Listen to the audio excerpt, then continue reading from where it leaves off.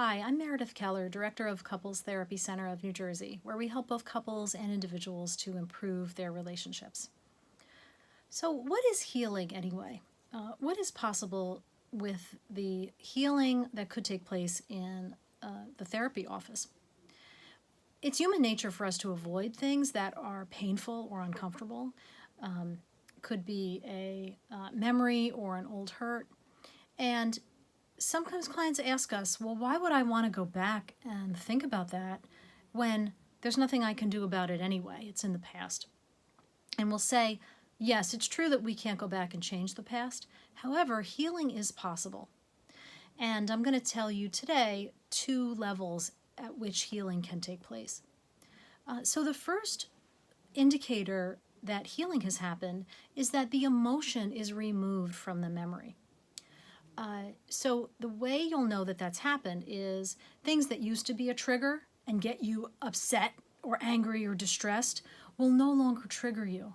So let's say you were called names or called weak or stupid as a child. If that happens in the present and you've done your healing, people might say that word and it just roll off your back. It won't matter. Another level that healing takes place is that you will stop avoiding people, places, things. So let's say you might stop avoiding a certain relative or a clergy member. Maybe you'll stop avoiding hospitals or a certain highway. Maybe you will stop avoiding certain foods or scents like orange juice or cologne. You'll come across those things, but it's not going to elicit any emotion. You'll still remember the event, but one indicator that healings take place is that it will no longer trigger intense feelings. The second way to think about or level of emotional healing is the event or events will become accepted as an integral part of who you are as a person. Some of the ways this happens are people come to learn, wow, having gone through that taught me something that I needed. For example, let's say someone's resolved to become an attentive, caring parent as a result of being raised in a neglectful household. They know the importance of that because they went through without it. Another way that healing can take place is having empathy for a particular group. So let's say empathy for disadvantaged or kids in foster care. And some of these, because of this increased empathy, sometimes people become philanthropic, and that's where they devote their energy. And I think an even more advanced form of that, or different form of that, would be someone who finds a second career or finds their life's calling.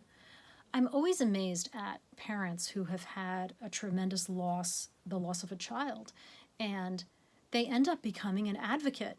And some parents have created foundations or TV shows or immensely powerful campaigns to help others in that situation.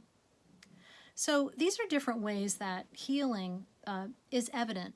And healing can take place when done in the presence of someone who is caring and attentive, like a therapist.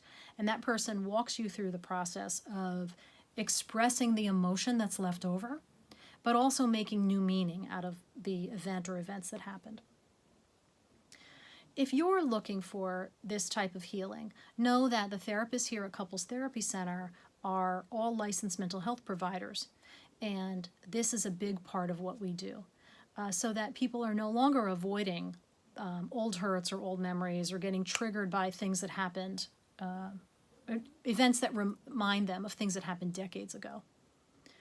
Call us or email us. We would be honored to be able to help you to achieve this level of healing.